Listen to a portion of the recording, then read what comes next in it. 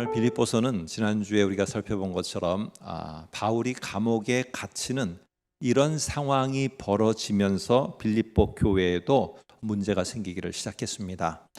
빌립보 교회 안팎으로 문제가 생기게 되었는데 지난주에 본 것처럼 중요한 단어가 이 교회 안에 원망과 시비가 있게 된 것입니다. 당연히 누구를 원망하고 또 옳고 그름을 이렇게 판별하려고 하다 보면은 당연히 분열이 일어나게 되어지게 됩니다. 그런데 오늘 이러한 모습에서 바울이 한마디를 전하게 됩니다. 한번 화면에서 4장 2절을 보면은 바울이 이렇게 말합니다. 내가 유오디아를 권하고 그리고 순두개를 권하노니 주 안에서 같은 마음을 품으라, 이렇게 말해요. 근데 여기 보시게 되면은 우리가 이렇게 생각할 수 있겠죠. 내가 유오디아와 순두개를 권하노니라고 하면은 이 두 사람을 다 묶어서 권면하는 게 되지만은 오늘 이 두 사람을 따로 떼어서 따로 권면을 하고 있다는 거예요. 오늘 이런 사실과 뒤에 보면은 주 안에서 같은 마음을 품으라라고 이 말을 권면하는 걸로 봐서 이 두 여자는 아마 이러한 분열의 핵심 인물이었을 것이다. 한쪽에 이 한 여인, 또 다른 쪽에 또 다른 여인. 그래서 결국에는 이 사람들이 중심이 돼서 교회가 분열이 되고 원망과 시비가 있게 되어지고, 자, 이런 모든 어떻든 문제의 시발점은 이러니저러니 하더라도 바울이 지금 감옥에 갇힌 것 때문에 이렇게 됐거든요. 저와 여러분이 만일에 바울이라면은 지금 가장 원하는 게 뭘까요? 물론 우리가 이 교회가 자기 스스로 자립해서 문제 속에서 빠져나오기를 원했겠죠. 그런데 우리가 다시 한번 생각해 보면은 아마 바울은 이런 걸 원했지 않았을까요? 좀 빨리 감옥에서 나갔으면 좋겠다. 아마 저라면 그랬을 것 같아요. 좀 빨리 좀 감옥에서 나가고 하나님이 좀 빨리 이 문제를 좀 해결해 주고 빨리 감옥에서 나가서 내가 성도들도 만나고 빌립보 성도들을 만나서 좀 이렇게 권면해서 다시 그들이 회복되고 자리를 좀 잡아갈 수 있도록 내가 좀 해줘야겠다. 그러니까 하나님 좀 빨리 이 감옥에서 벗어나도록 이 문제를 좀 해결해 주세요 라고 이렇게 아마 하나님께 간청도 하고 그게 좀 제일 관심사가 아닐까 싶습니다. 근데 지금 저와 여러분이 읽은 이 빌립보서 4장, 그것도 10절 이후는, 그래서 20절까지는 끝인사 전에 나오는 아주 중요한 부분의 마무리입니다. 그런데 이러한 빌립보서의 마무리 부분에 바울의 최대 관심사는 감옥에서 벗어나는 것이 아니었다는 거예요. 그의 최대 관심사는 무엇이었느냐? 이런저런 상황에 내가 이런 감옥에 갇혀 있고 메인바 되었다 할지라도 내가 그 상황에서 어떤 자로 내가 살아가지? 그러면 나는 지금 감옥에 갇혀 있으면은 갇힌 자이기 때문에 나는 예수 그리스도의 사도가 아닌가? 나는 지금 사업이 어렵고 힘드니까 그럼 내가 사업이 어렵고 힘들 때는 나는 하나님의 교회의 성도가 아닌가? 내가 뭔가 잘 되고 사람들이 어떻게 이렇게 잘 된, 요즘 소문이 좋습니다, 이럴 때는 하나님의 성도고 하나님의 부르심을 받은 자고 하나님으로부터 보냄을 받은 자고, 내가 어려운 상황에 감옥에 갇혀 있는 이런 상황과 같은 것이라면은 그러면 나는 부름 받은 자가 아닌가? 나는 그곳에 갇혀 있을 때는 부름 받은 자와 보냄을 받은 그런 자는 아니란 말인가? 바울은 말합니다. 아니라는 것입니다.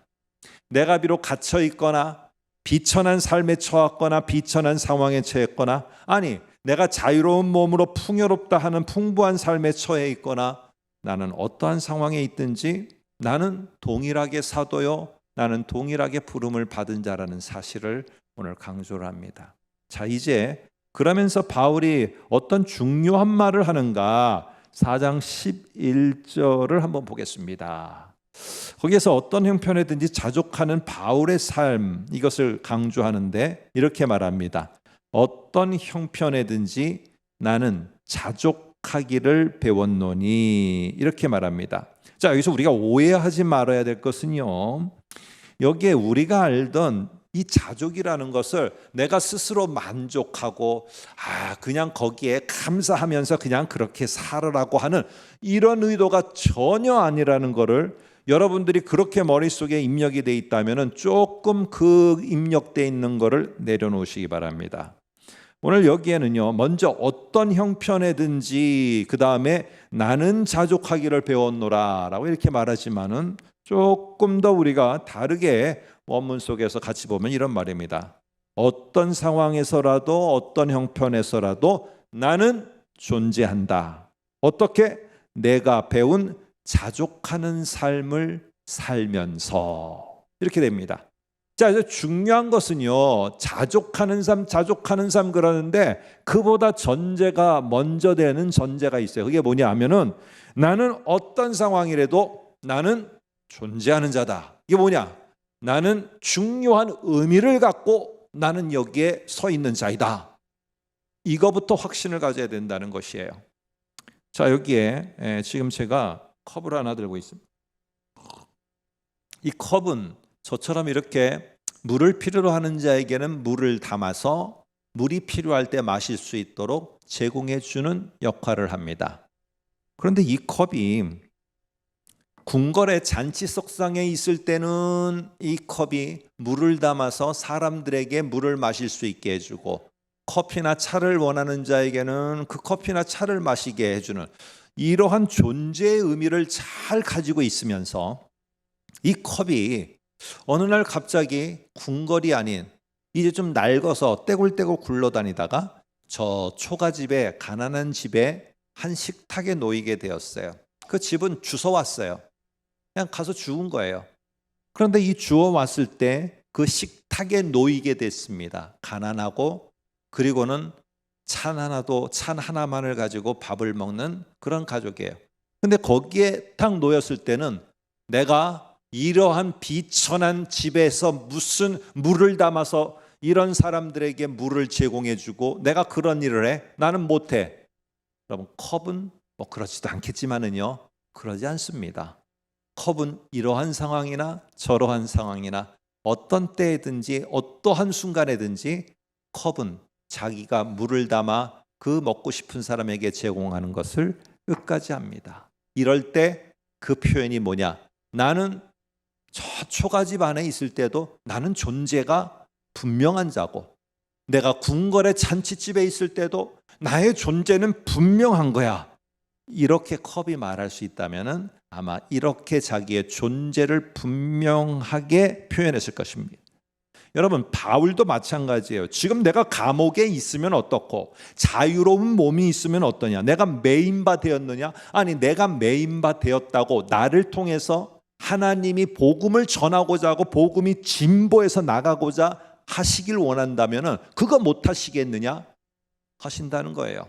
그러므로 나는 감옥에 갇혔어도 나는 의미 있는 존재로 나는 여기에 있다. 이거부터 확신을 갖지 않으면은 너희들 빌립보 교회도 동일하게 참 힘들어진다. 그러나 나는 매인받은 거 이거 부인할 수 없는 사실이다. 그러나 나의 모습을 보며 지난주에 말씀드린 것처럼 나의 모습을 보며 복음을 더 담대히 전하는 자가 나타났다면은 이게 복음이 진일보하는데 내가 감옥에 갇혔어도 나는 부름받은 자로서의 역할을 그 존재감을 나는 분명히 나타내고 있는 것이다. 오늘 그래서 오늘 이 바울은 뭘 말하느냐? 어떤 상황에 있는가가 중요한 게 아니다. 거기에 나는 존재한다라는 확신이 있느냐? 나는 무가치한 자야. 나는 아무 쓸모가 없어. 내가 지금 여기에서 이런 상황에서 무슨 일을 해? 오늘 바울은 그렇게 하지 않았다는 것입니다. 그래서 바울의 관심은요, 핵심 가치는 이 상황에서 벗어나는 게 아니라 왜 내가 이 상황에 존재하는가에 오늘 여기에 이 바울의 핵심 가치가 핵심이 이 속에 있었다는 거예요. 그럼 우리가 참으로 경험하지 않았던 이 바이러스로 인해서 지금 몇 년간 바이러스가 종식됐다라고는 공식적으로 말하지만은 사실 우리들의 삶에서는 바이러스가 있을 때보다도 경제적으로 더 어려워요.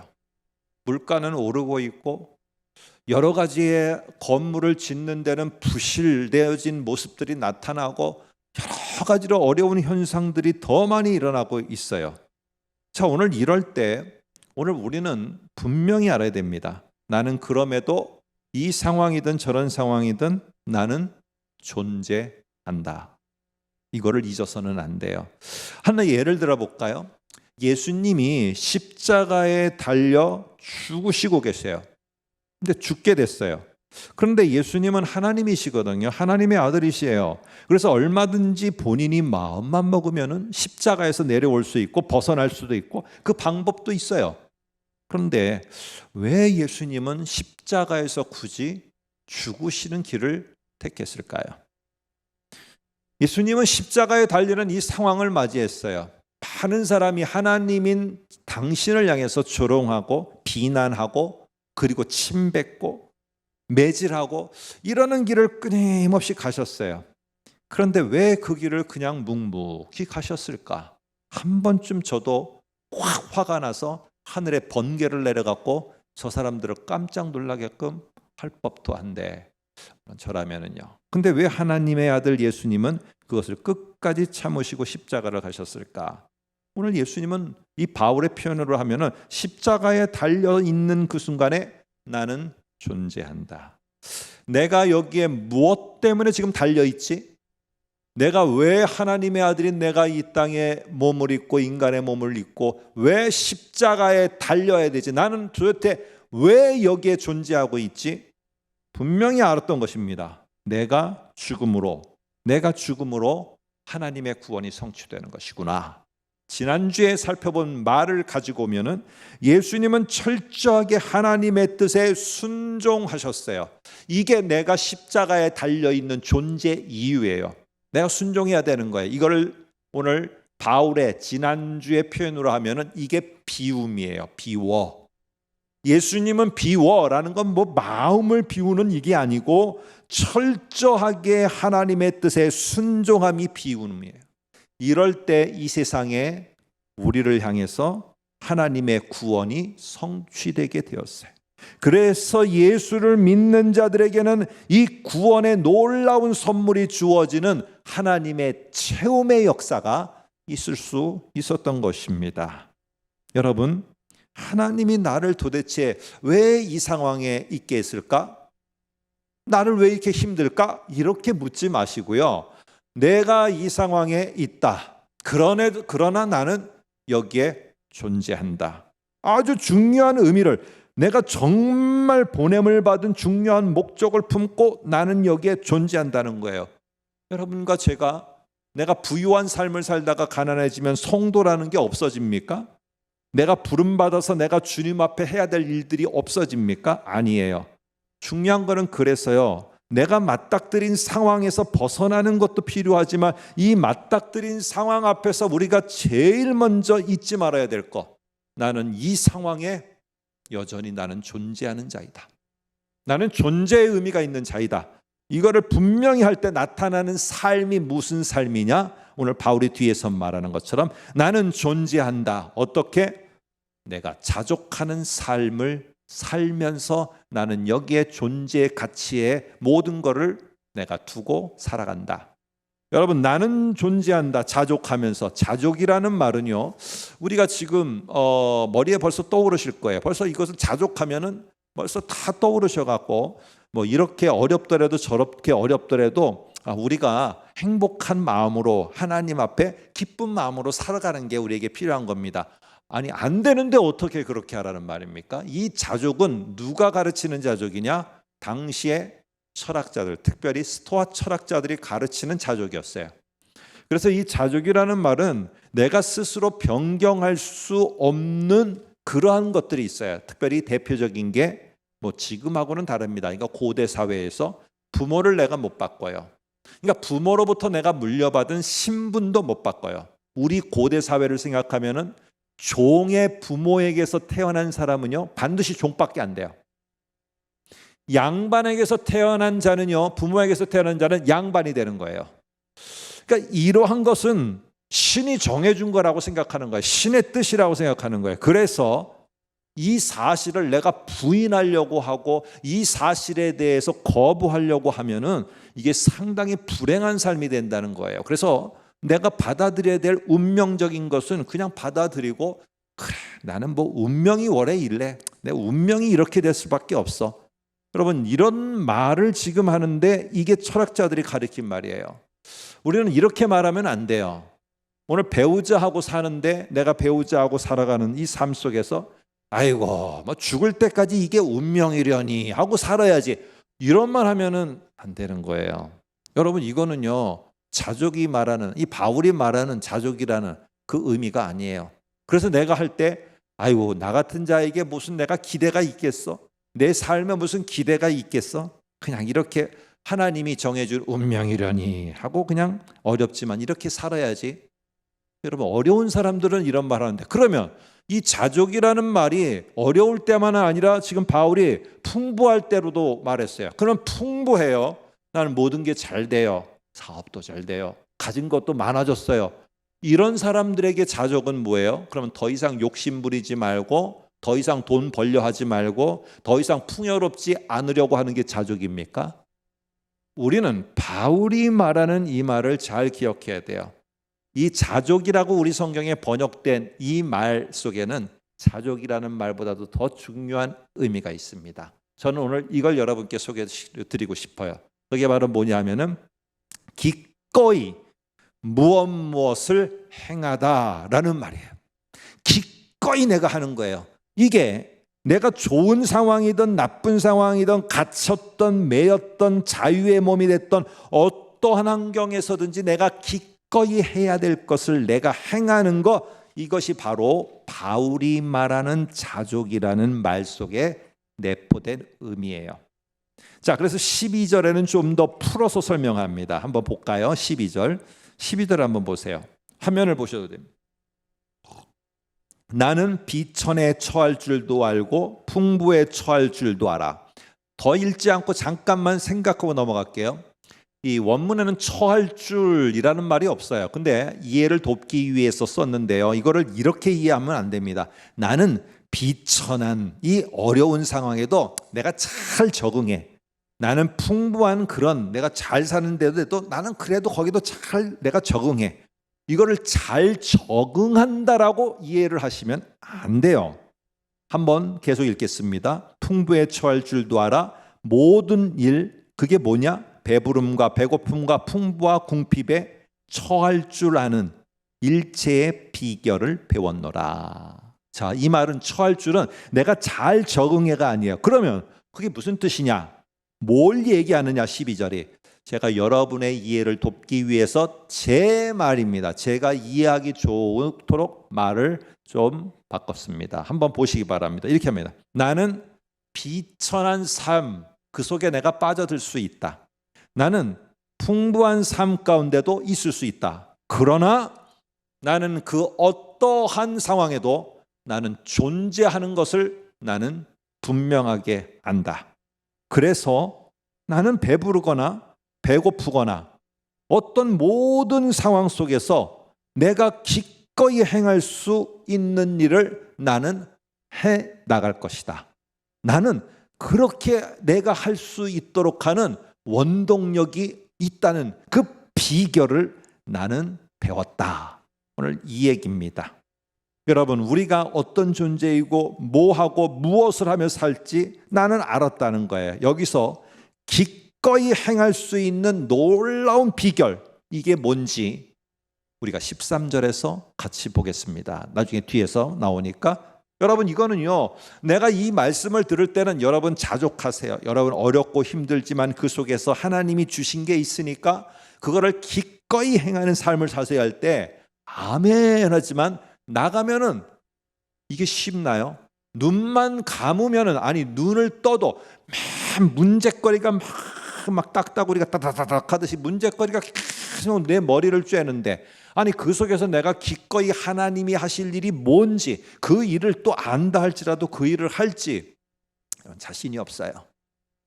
그런데 바울은 뭐 특별한 사람이겠어요? 나도 그렇지 않다는 거예요. 나도 이 감옥에 갇혀 있고 나도 이렇지만은 내가 기꺼이 행할 수 있는 이 삶을 살도록 하는 내가 그 비결을 내가 알고 있다. 그거를 뒤에 13절에서 이제는 말을 합니다. 이제 여러분 요셉의 이야기를 한번 할까 합니다. 구약에 나오는 요셉인데요. 요셉은 형제들에게 팔려갔고 그리고 노예로 팔리게 됐어요. 그래서 팔려간 곳에서 잘 보여서 이제는 그 집안의 모든 것들을 관리하게 됐어요. 그런데 거기서 누명을 쓰고 감옥에 갇히게 됐어요. 이게 지금 풍부한 삶에서 갑자기 비천한 삶으로다가 확 떨어져 버렸어요. 이럴 때 요셉의 모습을 한번 39장 창세기 39장 21, 22절 볼까요? 한번 이렇게 말합니다. 여호와께서 요셉과 함께 하시고 그에게 인자를 더하사 간수장에게 은혜를 받게 하시며 간수장이 옥중 죄수를 다 요셉의 손에 맡김으로 그 재반 사물을 요셉이 처리하고 라고 있어요. 이렇게 하나님이 함께 하셔서 요셉이 감옥에 갇혔는데도 이렇게 축복된 그 일을 맡게 됐구나. 한번 생각해 보세요. 여호와께서 요셉과 함께 하시고 그에게 인자를 더하사 간수장에게 은혜 받게 하심에, 요 사실은 우리는 알지만 요셉은 몰라요. 요셉은 몰라요. 이게 하나님이 뒤에서 이렇게 다 움직여간 거를 하나님이 다 하셔 이렇게 해서 내가 지금 이렇게 한 거야 그러니까 내가 알면 돼 이렇지 않아요. 근데 갑자기 간수가 지금 나도 지금 곧 언제 죽을지 모르는 그런 죄수예요. 근데 나에게 이 옥중 죄수를 다 요셉의 손에 맡겼대요. 여러분 그 죄수들, 죽어야 되는 죄수들을 나의 손에 맡겼어요. 나도 죽어야 돼요. 그런데 내가 그 죄수들을 관리한다? 여러분 이게 축복입니까?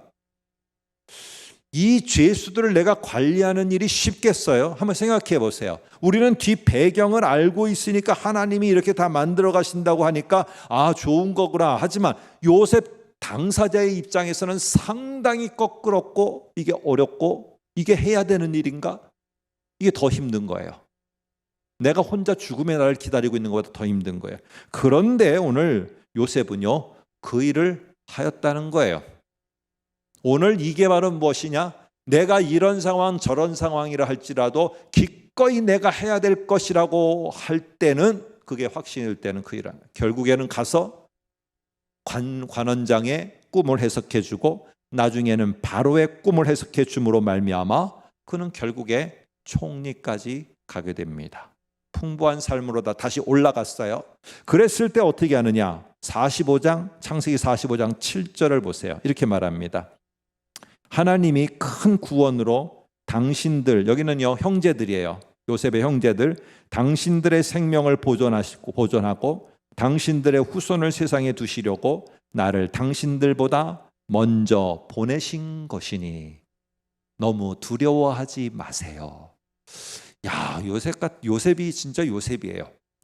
저는요 총리가 되면은 하루하루 기다릴 거예요. 나를 팔아넘긴 자들을 만나기만 해봐라. 그러면 다시 복수의 그날이 올 것이다 하는데, 오늘 그는요 다시 풍요로운 그날이 왔을 때 어떻게 생각했느냐? 내가 하나님의 뜻을 위해서 기꺼이 해야 될 일은 무엇이냐면은 그들을 받아들이고 그들을 통해서 이스라엘 후손이 번성하여서 아브라함에게 약속한 하늘의 별처럼 바다의 모래처럼 많아지는 그 하나님의 뜻이 이루어지도록 해드리는 것, 이게 바로 기꺼이 행할 일을 행한 요셉의 모습이에요. 여러분, 우리는 종종 비천했다가 막 이렇게 풍부해지면은요, 비천할 때는 막 하나님하고 간절히 부르짖는 기꺼이 해야 될 기도의 행위를 정말 열심히 합니다. 그런데 풍부해지면은 기꺼이 해야 될 기도의 삶이 없어져 버려. 왜 달라지는 것일까? 또 풍부하다가 갑자기 비천한 삶으로다가 내가 확 바뀌어 버려요. 그러면 내가 기꺼이 했던 섬김이라든지 내가 했던 여러 가지 하나님이 원했던 일들을 갑자기 다 안 합니다. 안 해요. 왜 안 하는 걸까? 그러면 내가 비천한 삶으로 갔을 때는 하나님이 나를 부르신 부름이 없는 걸까? 아니, 내가 풍요한 삶으로 가면은 하나님과 교제가 더 이상 필요 없어서 기도하는 기꺼이 행해야 될 일을 안 해도 되는 것일까? 아니지 않습니까? 그런데 이게 내가 마음먹은 대로 쉽지가 않다는 거예요.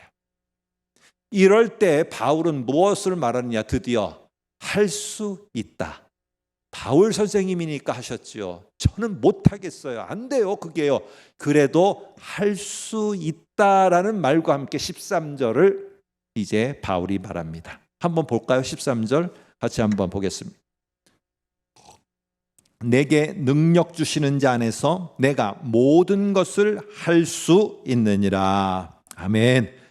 여러분, 이 말을 오해하면 안 돼요. I can do it, I can do it. 나는 할 수 있다, 할 수 있다. 이거 성경이 가르치는 거 아니에요. 근데 4장 13절만 딱 뺏어오면 어떻게 되냐? 긍정의 힘이 돼요. 할 수 있다, 할 수 있다 하시니까 할 수 있다 했으니까 나는 할 수 있다. 여러분, 이 말을 바울이 한 거 아닙니다. 긍정의 힘 말한 거 아니에요. 여기에서 말한 모든 것 할 수 있는 모든 게 무엇입니까? 이 말은 내게 능력 주시는 자 안에서 내가 모든 일, 이렇든지 저렇든지 이런 형편이든지 저런 형편이든지 나는 그 어떠한 형편에서라도 내가 기꺼이 해야 될 일을 할 수 있다라는 말이에요. 결국 11절은 12절이 풀어주고요, 12절은 13절이 더 보충을 해주는 거예요. 그래서 13절만 따로 보면 안 되고 앞에서부터 내려오는 거를 같이 봤을 때 여기에 할 수 있다는 것은 무엇이냐? 내가 이렇게 비천한 상황이 됐는데 내가 무슨 하나님을 위해서 봉사하는 일을 내가 기꺼이 할 수 있겠어요? 너 안 되지. 마음도 안 되고 여력도 안 되는 것 같이. 그러나 너는 그런 상황에서도 할 수 있다. 나도 그런 것처럼 내가 어떻게 하는지 가르쳐 줄게 하면서 앞에 하는 말이 내게 능력 주시는 자 안에서라는 말입니다. 여러분, 예수 그리스도를 여기서 표현할 때 앞에 보세요. 10절 보면은 내 주 안에서 크게 기뻐함은 이렇게 말해요. 그러니까 10절에 예수 그리스도를 분명히 이걸 표현해요. 그러면 13절도 어떻게 하느냐? 바로 내게 능력 주시는 자보다는요, 예수, 내가 주 안에서 내가 모든 일을 할 수 있다. 이렇게 하는 게 10절과 어울려요. 그런데 그 말 대신에 주 예수 그리스도라는 말 대신에 능력 주시는 자라는 말을 했어요. 이거는 내가 내 힘만으로는 내 힘을 의지해 갖고는 기꺼이 하겠다라고 마음 먹고 내가 이런 상황에서도 기꺼이 하고 저런 상황에서 내가 기꺼이 행하는 자가 되겠다. 마음은 먹지만 딱 나가는 순간에 조금 지나면 냄비 뚜껑 식어지듯이 금방 사라진다는 거예요. 바울도 나도 그럴 수밖에 없다는 거예요. 그러나 내가 그렇게 할 수 있는 것은 어떨 때 가능하냐? 내게 능력 주시는 자 안에 내가 있을 때, 바로 예수 그리스도가 나와 함께하며 하늘의 능력을 부어 주셔야지만 내가 이것을 할 수 있으니 너희가 구해야 될 거 바로 하늘의 그 능력을 내가 예수 그리스도 안에 있으니 주 예수 그리스도여 나에게 부어 주소서. 예수 그리스도가 주시는 능력을 덧입어야지만 할 수 있는 것이라는 것이에요. 자, 이제 한번 정리를 해볼까요? 11절부터 쭉 정리를 하면 이것입니다. 나는 어떤 형편에서도 나는 존재한다. 그래서 나는 존재하는 그거를 알기 때문에 나는 기꺼이 내가 이런 상태면 어떻고 저런 상태면 어때? 내가 기꺼이 주께서 원하시는 것을 나는 행하며 살 것이다. 나는 그렇게 할 수 있다. 왜? 내가 잘해서? 내가 힘이 있어서 능력이 있어서? 아니다. 내게 능력 주시는 자 안에 내가 있기 때문이고 그 예수 그리스도가 나에게 능력을 주시기 때문이다. 이것이 바로 내가 배운 일체의 비결이다. 이게 오늘 11절부터 13절까지의 내용입니다. 여러분, 우리 곁에는요, 빈곤하고 풍부가 이게 따로 떨어진 것 같지만 그렇지 않습니다. 이게 공존합니다. 경제적인 풍요를 가져도요, 정신적 빈곤이 오고 정신적 빈곤은 다시 경제적인 빈곤 속에서 다시 바뀌어서 정신적 풍요가 올 수 있어요. 얼마 전에 다큐 하나를 보게 됐습니다. 이게 자연인이다라는 이 프로그램은 아니고요. 다큐였던 것 같아요. 제 기억으로는 다큐였어요. 이 다큐멘터리를 했는데 40대 중반, 하여튼 40대 어느 정도 된 이 대기업의 중견 간부였습니다. 근데 중견 간부인데 배낭 하나 짊어지고 저 산속에 들어가서 몇 개월째 살고 있는 사람이었어요.